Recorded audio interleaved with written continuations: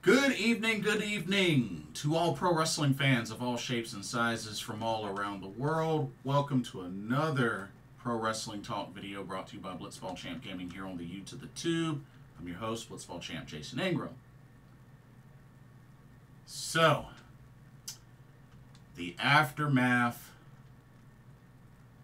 of AEW All Out 2024.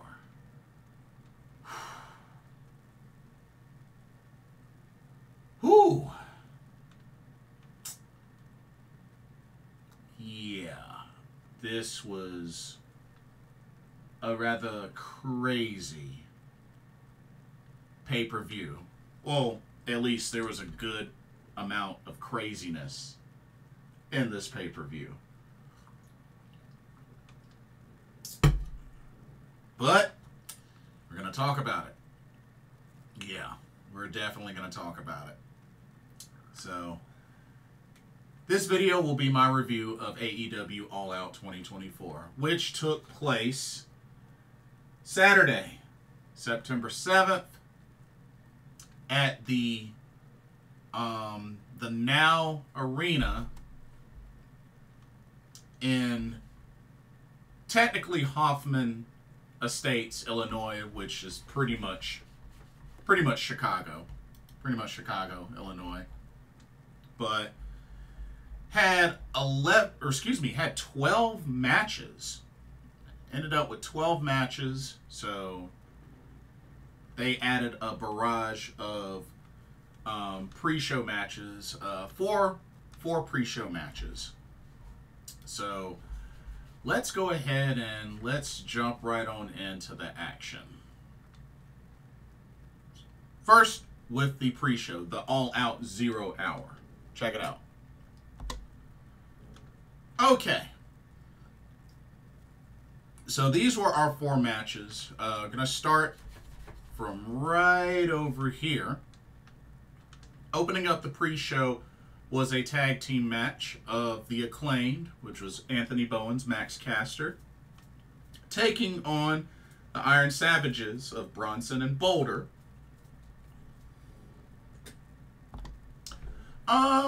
Decent match. I didn't think it was gonna go as long as it did. I was actually kind of surprised about that. But you know what? I thought it was a pretty decent match. It was pretty cool to see these two teams go back and forth, and I liked how the Iron Savages were showcased in this match, especially Boulder. You know, him doing the power slam, power bomb, double spot. I thought was pretty cool. Of course, eventually Jack Jameson got involved, but Billy Gunn put a stop to that, which, you know, not surprised that that happened. The match didn't quite go 10 minutes, but, you know, they still did a good bit in this match for the amount of time that it lasted, which was about 8 minutes. But the Acclaimed pick up the victory as Anthony Bowens pinned Bronson after the mic drop from Max Caster, and the Acclaimed walk away with the victory. I'm kind of surprised they didn't. Max didn't do a freestyle. He didn't do a freestyle during this entrance. I mean, Anthony Bowens still, you know, did the call out that the Acclaim have arrived, but they didn't have Max Caster do a freestyle. So that was kind of strange. I expected a freestyle, but it didn't happen.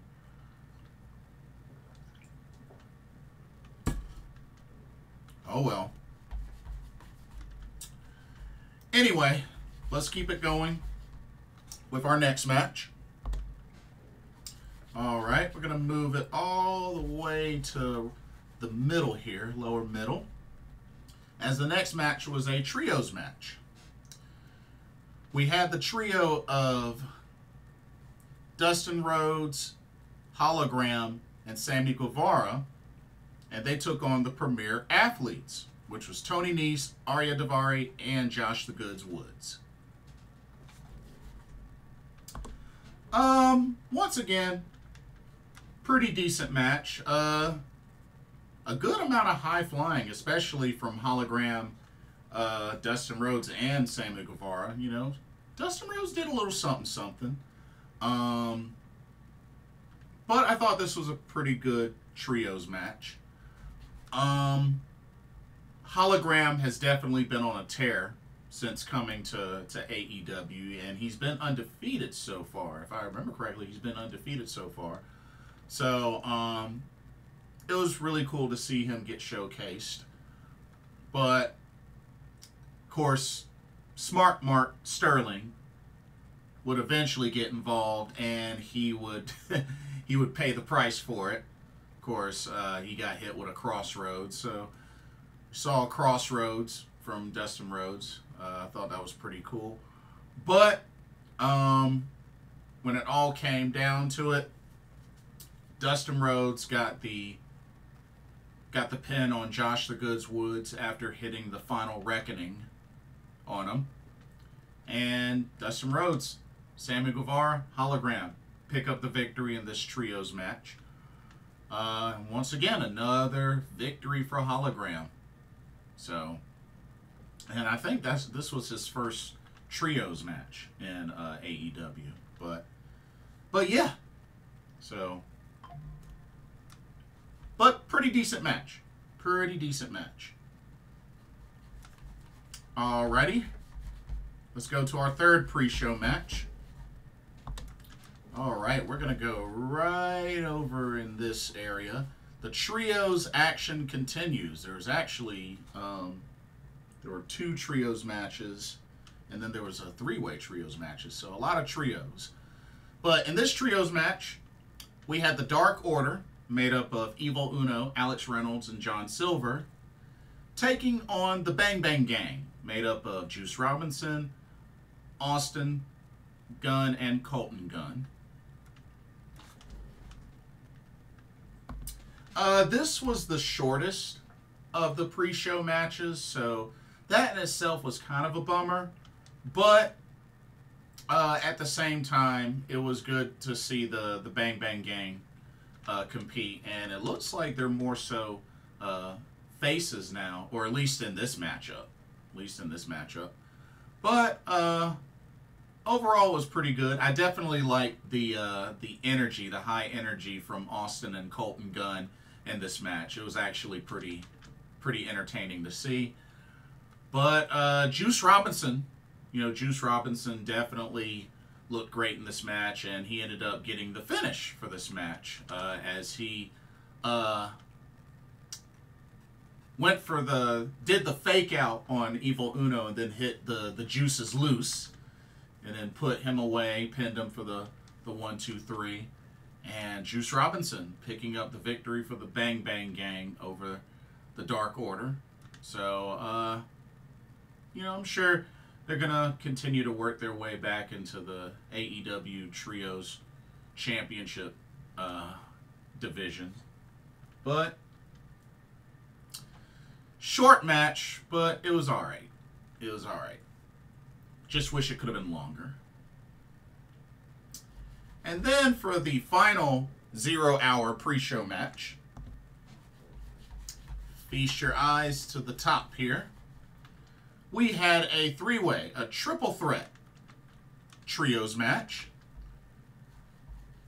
We had the teams of Top Flight and Action Andretti, which is, Dante and Darius Martin and Action Andretti, versus the Undisputed Kingdom, which is Matt Taven, Roderick Strong, Mike Bennett, versus Lee Moriarty, Shane Taylor, and the Beast Mortos. This was definitely my favorite match of the pre-show. Hands down, favorite match of the pre-show. I felt like it went the distance. It definitely went over 10 minutes, but definitely a lot of high flying. All 3 teams looked really strong in this match. I really liked the Beast Mortos when he did that corkscrew dive in between the top and the second rope. I thought that was really cool. And Top Flight definitely big fan of Top Flight and Action Andretti. They got really something special with that trio, so I hope they continue to rock that trio. And of course, the Undisputed Kingdom, they did their thing as well.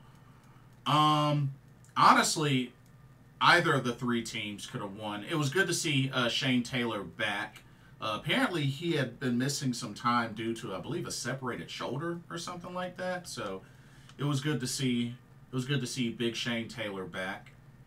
But yeah, it was a solid match, and the finish was very unique. The finish was unique.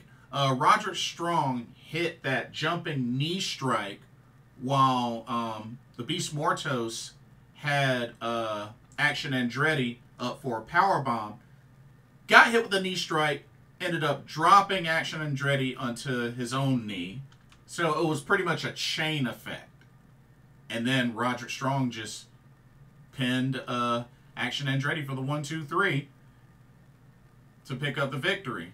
So quite a chain reaction there.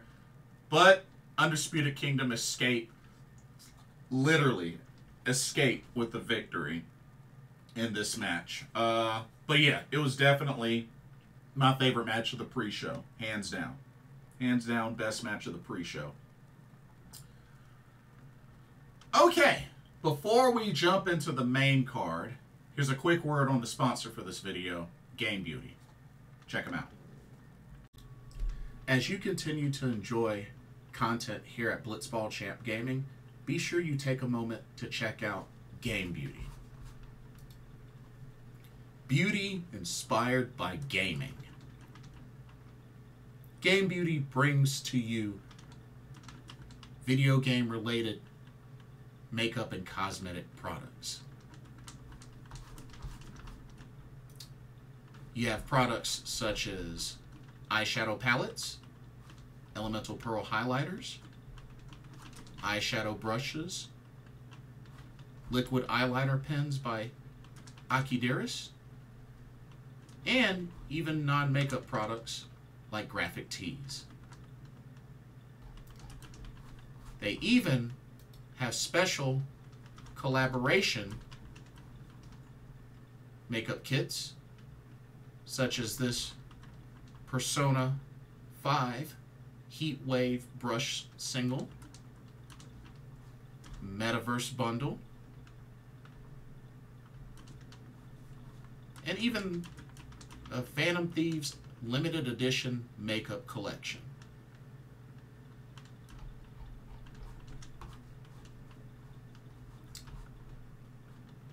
Also remember that Game Beauty provides international shipping of $60 or more. And if you use the promo code BlitzballChamp, all in caps, you can get 10% off of your order. So be sure to use that to your advantage.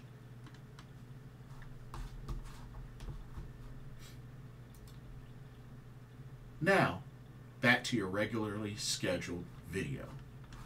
Enjoy, and thank you. Alrighty, it is now time to shift gears into the main card of AEW All Out 2024. So, let's jump right into the action with the first match of the main card. Started off with MJF versus Daniel Garcia.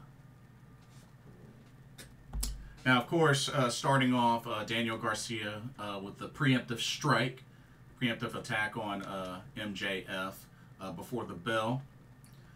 Overall, enjoyed this match. Definitely went the distance. And I'll go ahead and say I felt like each of the matches in the main card got plenty of time. I felt like they each got plenty of time. And, you know, I was happy. I was at least happy about that in that aspect. But yeah, overall, I felt like this match told a really good story. It was definitely back and forth. Daniel Garcia's fighting spirit was really tested. You know, he got busted open in this match, and just, of course, the ruthlessness and nastiness from MJF was definitely on display. And it just, I felt like it told a good story throughout the match. So I was definitely happy with that. But the ending, the finish was what I hated the most about the match. That was like the big negative spot of the match, as MJF hit a quick low blow on Daniel Garcia, then rolled him up with a jackknife pin for the 1-2-3. And just like that, MJF gets the victory. Now, while he did get the victory, Daniel Garcia got the last laugh, got the last big moment, as MJF offered the hand for the handshake, which they did shake hands. Then MJF tried to catch him off guard with another low blow. Daniel Garcia caught his leg, and then he gave him a low blow of his own. And then, of course, he ended up taking MJF and hit him with a avalanche-style pile driver from off the turnbuckle. And Red Death, Daniel Garcia, goes into the crowd to pretty much walk off and I guess celebrate with the crowd. MJF had medical staff attending to him, put him in the neck brace, and got him out of there. So MJF, even though he got the victory, he did not walk away in good condition. That's for sure. But honestly, I'm not surprised, because I didn't think there was going to be any chance that they would have MJF lose 2 pay-per-views in a row. So, but yeah, MJF with the victory. Daniel Garcia gets the last laugh. All right. Let's go to the next match. Here we're about to have our first title match.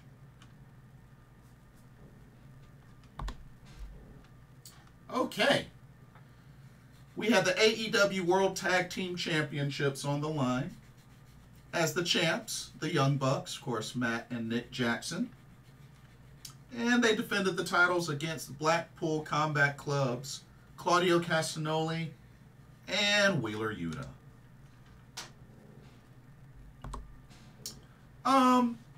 Pretty solid match. Definitely like how Claudio was showcased really well. Took Matt Jackson on quite one heck of a giant swing. He must have swung him like 20 or 25 times. I mean, he was in there for a long time, so you know, that was pretty cool to see. But for the most part, this was a pretty decent match. I just found it really weird that, you know, Claudio and Wheeler Yuta being the, you know, AEW Trios champs and them getting a tag team title shot, which, I mean, I guess it is what it is. And while it looked like Claudio and Wheeler Yuta were going to, you know, take advantage and seemingly win the match, Claudio launched Wheeler Yuta on pretty much an assisted splash, but Matt Jackson gets the knees up and then pretty much rolls up Wheeler Yuta into like a variation of a small package after getting the knees up, pinned him for the 1-2-3. So kind of a bland finish, but with that being said, the Young Bucks still your AEW World Tag Team Champions. Not surprised, being that I didn't see them losing to Claudio and Wheeler. But, I mean, for the most part, decent match. Just had a bland finish. That's really all I can say.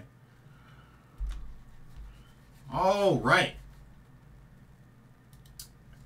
Next up, we had my favorite match of the whole entire card. That's right. This was my favorite match, hands down, and one of my Match of the Year candidates. Oh, yeah.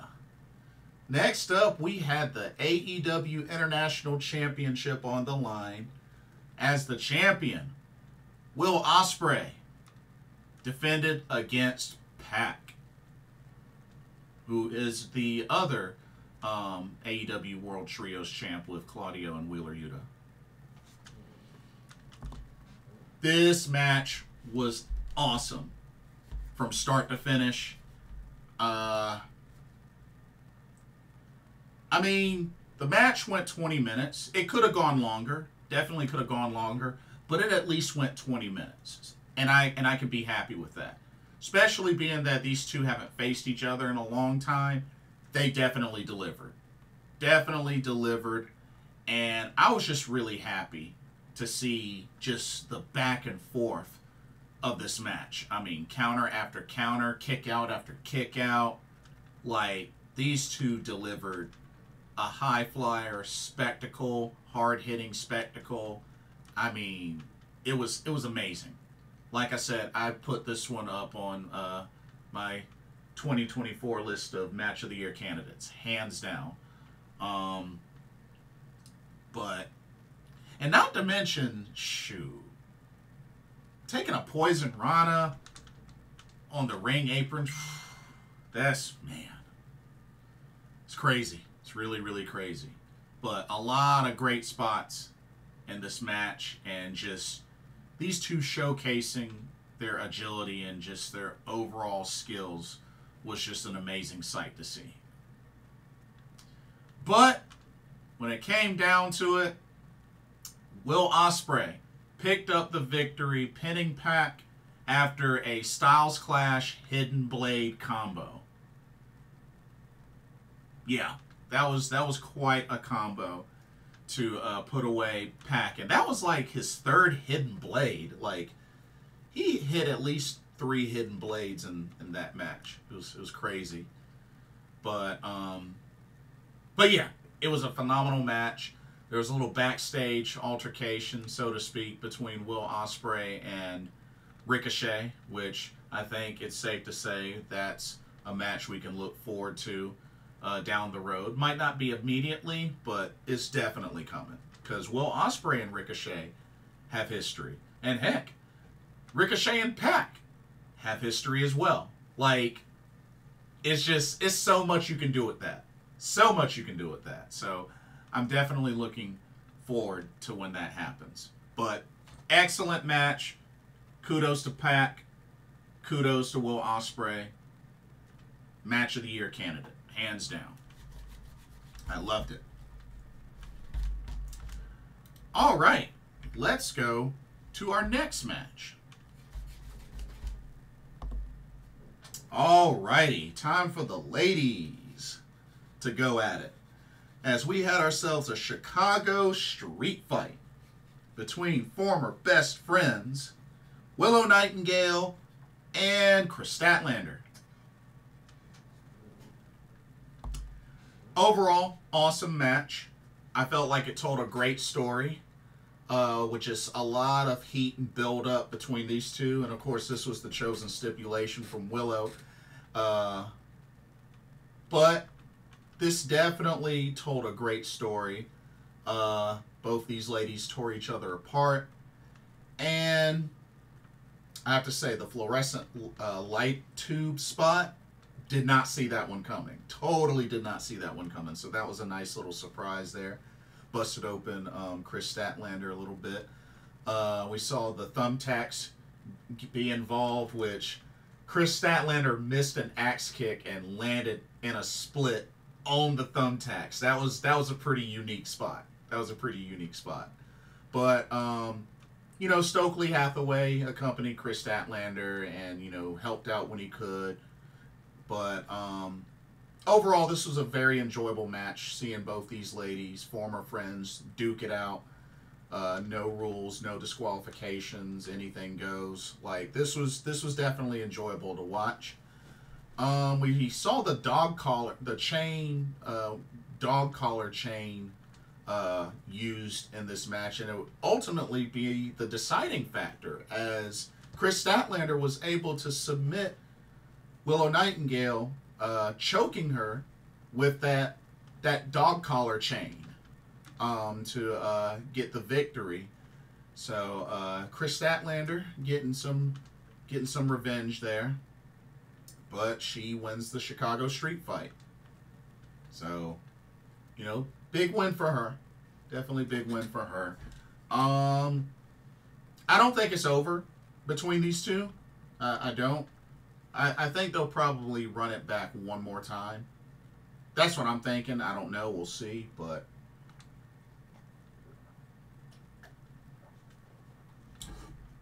I'm thinking they'll run it back one more time. But we'll see. We will definitely see. Okay. All right, next up, another very enjoyable match. Alrighty, we had ourselves a fatal 4-way for the AEW Continental Championship.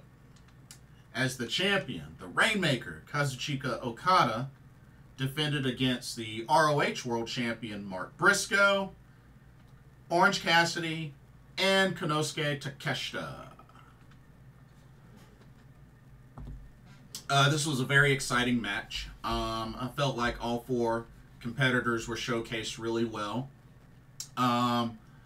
They did quite a little bit of teasing at the beginning with the showdown between Takeshita and Okada, but it was only a matter of time before we would get that in this match. So, I definitely like how they played it up. They played it up pretty well. Mark Briscoe did get busted open in this match. And, you know, it was just good to see all four of these guys cook. And even Mark Briscoe and Orange Cassidy working together and then duking it out, you know, it was really cool to see. And then when time came for Okada and Takeshita to duke it out, that went really well.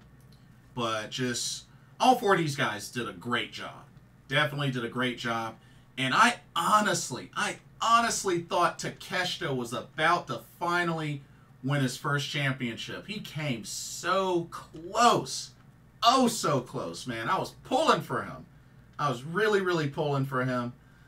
But Okada was able to get in there when it meant the most at the last moment, clean up all the scraps, hit one last Rainmaker on Orange Cassidy and pin him for the 1-2-3. Therefore, Okada still your AEW Continental Champion. Takeshita came so close. Oh, so close. I still do hope they put a title on him before the end of this year.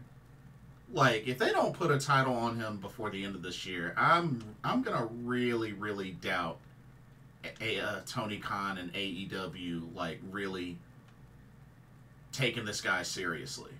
Because I really think Takeshita has done enough to have a run as champion.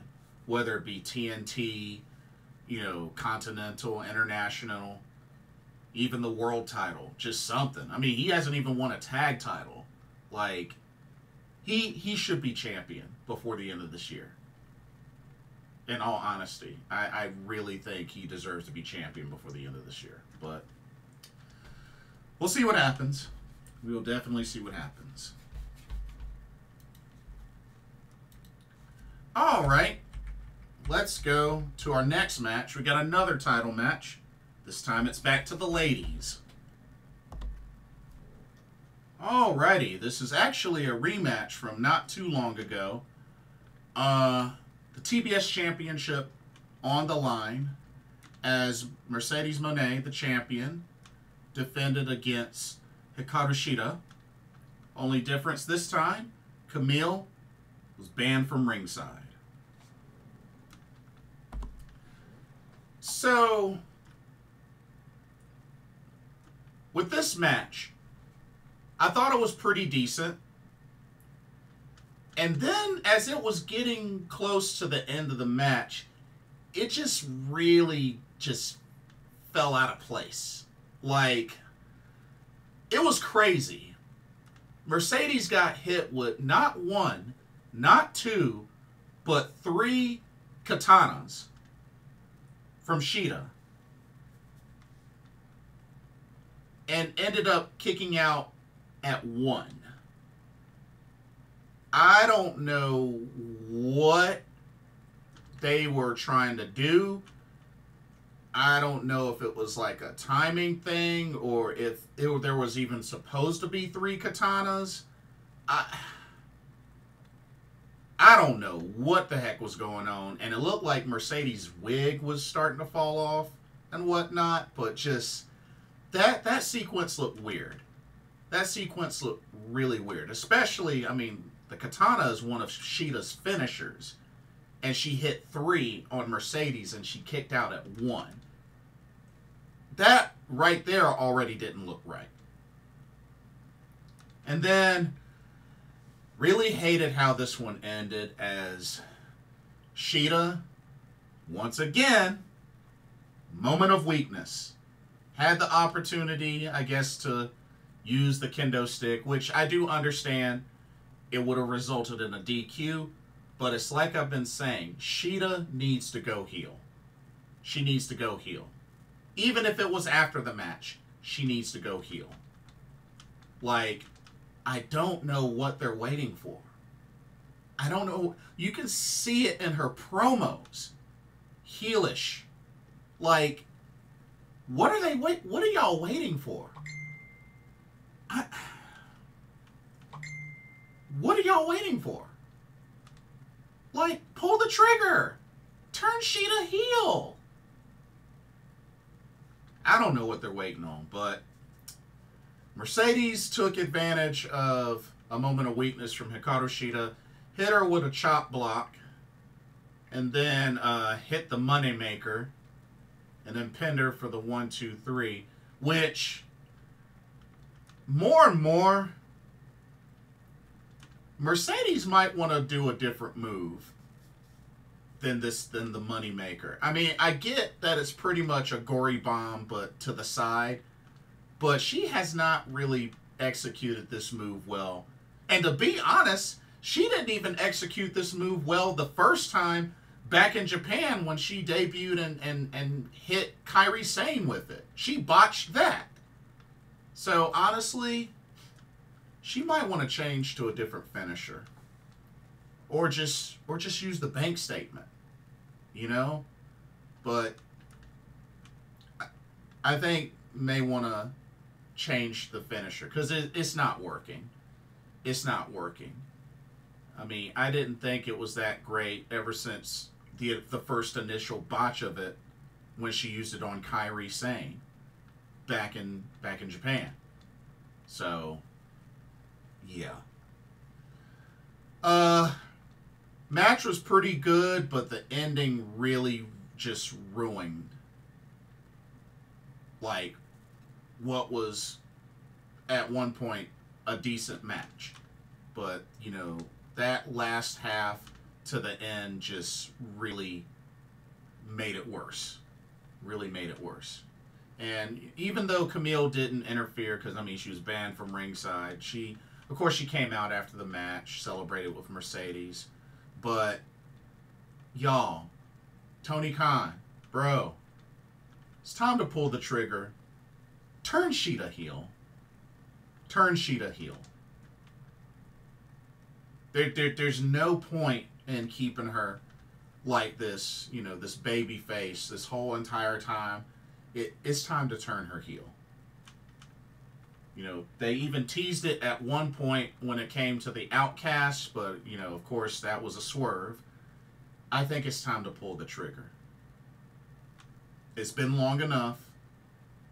It's time to pull the trigger. Okay, moving on to the next match. Here we go. We had the AEW World Championship on the line as the champion, the American Dragon Bryan Danielson, makes his first official defense against the current TNT champion, the scapegoat, Jack Perry. Another solid match. Really, really solid match. Definitely went the distance. And, you know, Jack Perry, he did his thing. Definitely did his thing in this match. And, you know, definitely not my initial first competitor to get the first title shot. But, hey, put up a good fight. Taunted the crowd. Definitely embraced his heelish ways. I thought it was great. I definitely thought it was great. Really wore down Bryan Danielson. But, of course, you know, Bryan Danielson did his thing. Definitely did his thing. And it was great. This was definitely a great, solid match. We know that the ref went down later in the match. The Young Bucks got involved. Of course, you know, the BCC came. You know, Wheeler Yuta, Claudio, even the odds.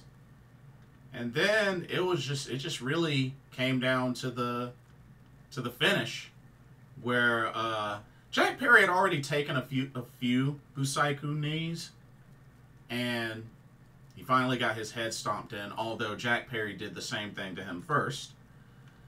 It took one last Busaiku knee, which pretty much Jack Perry held himself out as the sacrificial lamb, and he was just like, bring it. And he took it. And Bryan Danielson pinned him for the 1-2-3. Bryan Danielson, still your AEW World Champion. Now, this is when it turns really, really crazy.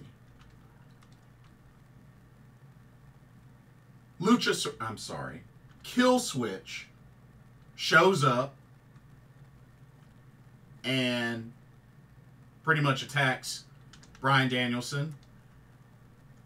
Jack Perry is kind of like confused because, I mean, you got to remember, Jack Perry, Kill Switch, they have history. I mean, they were part of Jurassic Express. But then all of a sudden,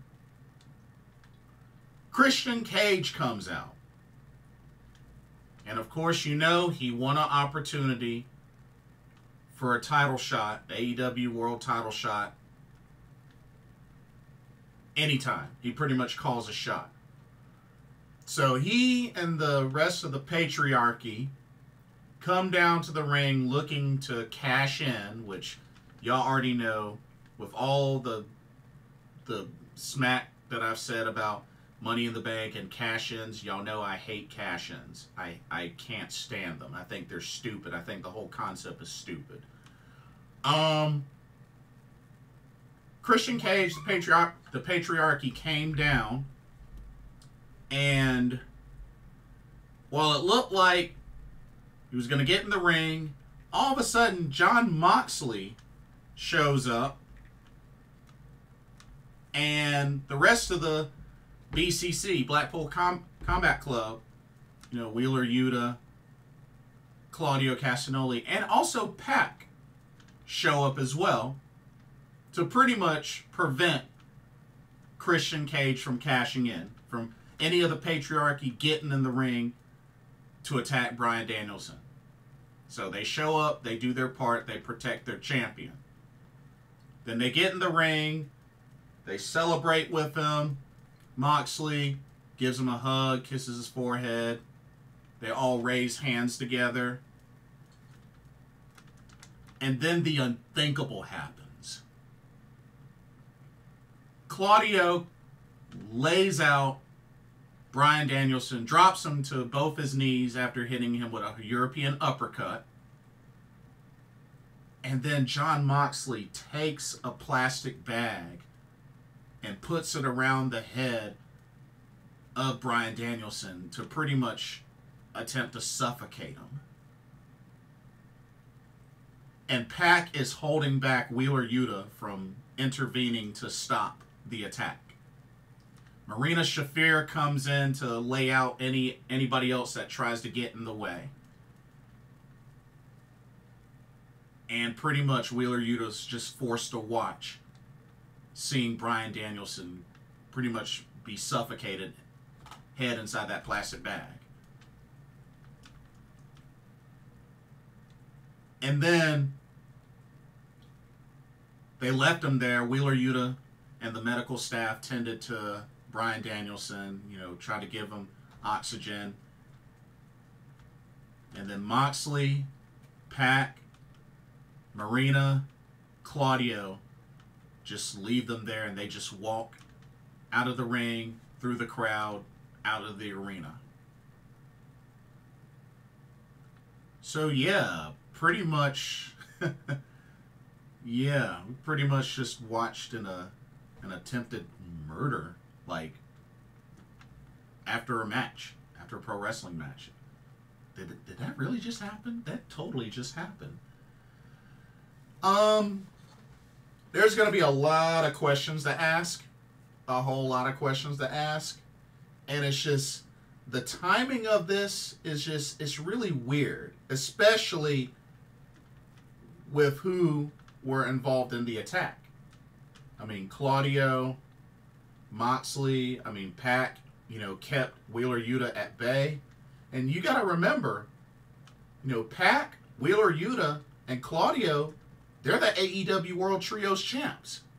You know what I mean? So it's just like, it's crazy.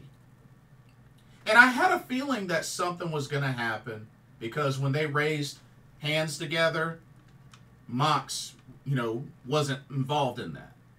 He was still kind of walking and pacing around. So I had a feeling something was probably going to happen. But to that length, nah, I didn't see, not to that length. I mean, but it's going to be very interesting to see what more develops from this. Because pretty much it's safe to say the Blackpool Combat Club has imploded. It's imploded. And it just might be a done deal, y'all. But now we got Pac, Claudio Castagnoli, Marina Shafir, Jon Moxley, pretty much together. Turned on Bryan Danielson. Wheeler Yuta, you know, stayed back behind for Bryan Danielson. So,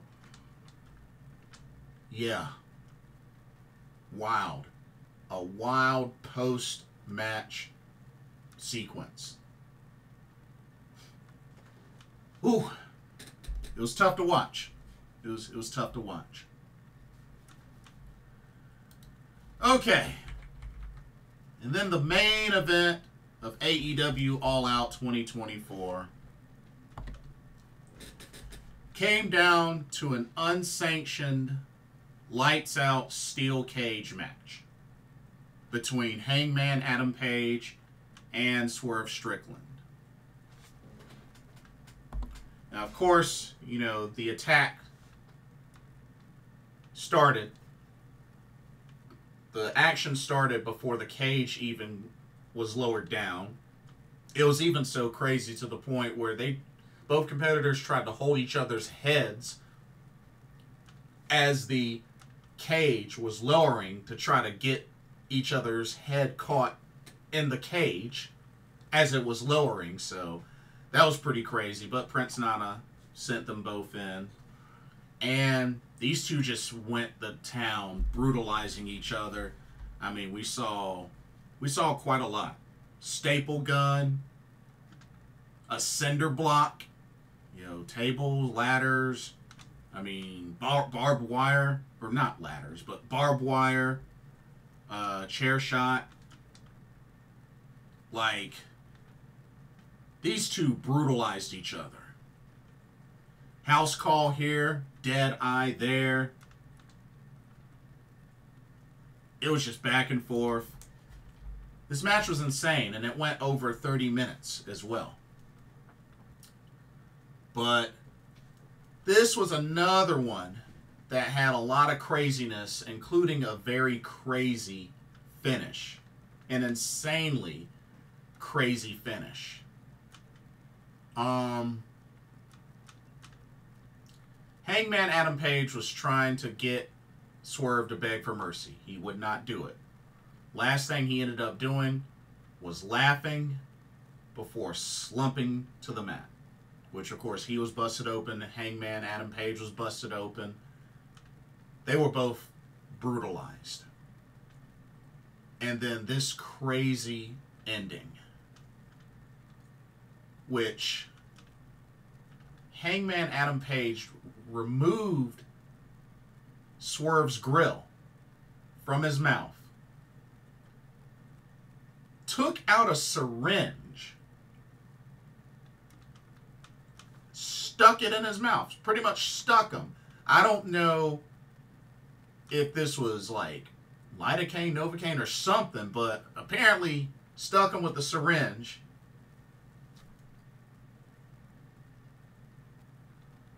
And then hit him with a chair shot to the head. And of course, you know, the camera pulled back so wouldn't see it up close, because y'all already know the whole thing behind chair shots to the head. It's not a great thing in the business. But right after that happened, the chair shot to the head, the referee stopped the match, awarded the victory to Hangman Adam Page. But that was hard to watch. That was really hard to watch. And just that sequence, that closing sequence, man, just with the syringe and the chair shot to the head, man, that was brutal. That was really brutal. But Adam Page gets the victory, gets the last laugh. Not only burned down Swerve's childhood house that he bought, but he won this unsanctioned, which, you know, it doesn't count on the record books, but still. Hangman Adam Page got the last laugh, for sure.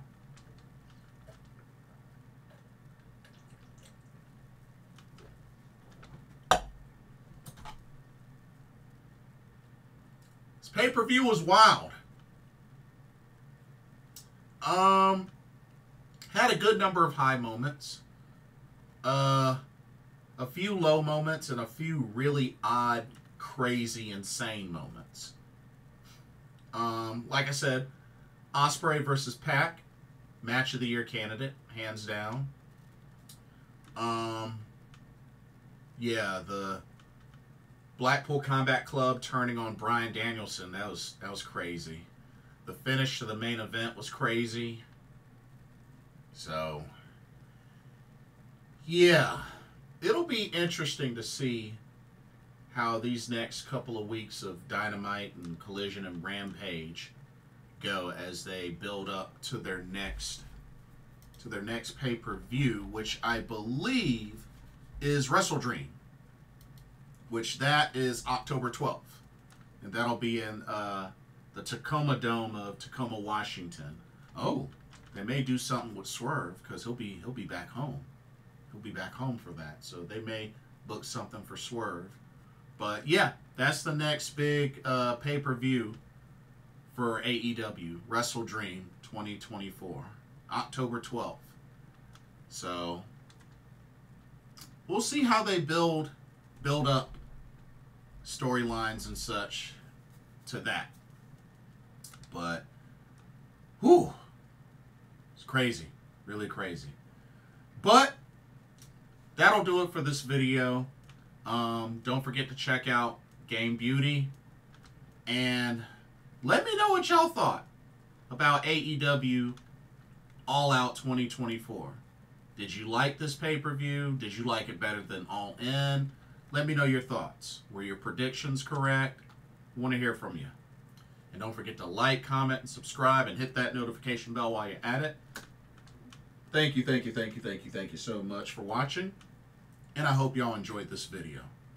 For another Pro Wrestling Talk, brought to you by Blitzball Champ Gaming, here on the U to the Tube.